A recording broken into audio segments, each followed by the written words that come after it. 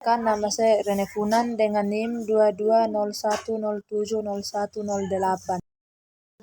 Konstitusi pada umumnya dibagi menjadi dua, yaitu konstitusi tertulis dan konstitusi tidak tertulis.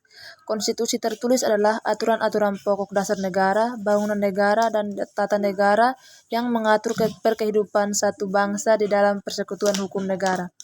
Konstitusi tidak tertulis atau disebut konvensi adalah kebiasaan ketatanegaraan yang sering timbul dalam sebuah negara.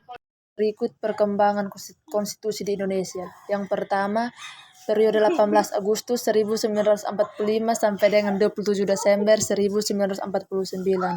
Yang kedua, periode 27 Desember 1949 sampai 17 Agustus 1950.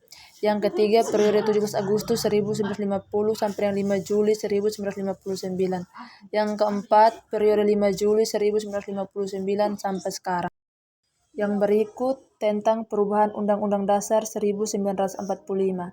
Perubahan pertama dilakukan dalam Sidang Umum MPR tahun 1999. Perubahan kedua dilakukan dalam Sidang Tahunan MPR tahun 2000.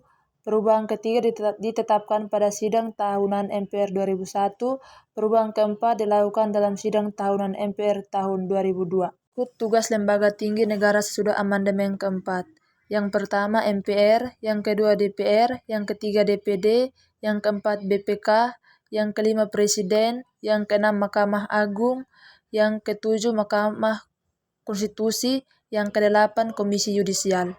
Berikut materi tentang tata urutan perundang-undangan. Undang-Undang RI tahun 1945. Undang-undang atau peraturan pemerintah pengganti undang-undang atau Perpu.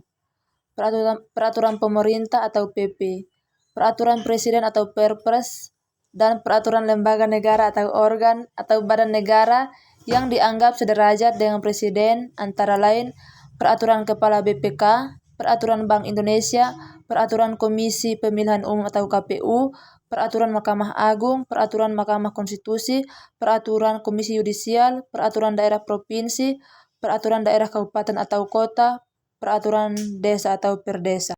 Sekian materi yang saya bawakan. Sekian dan terima kasih.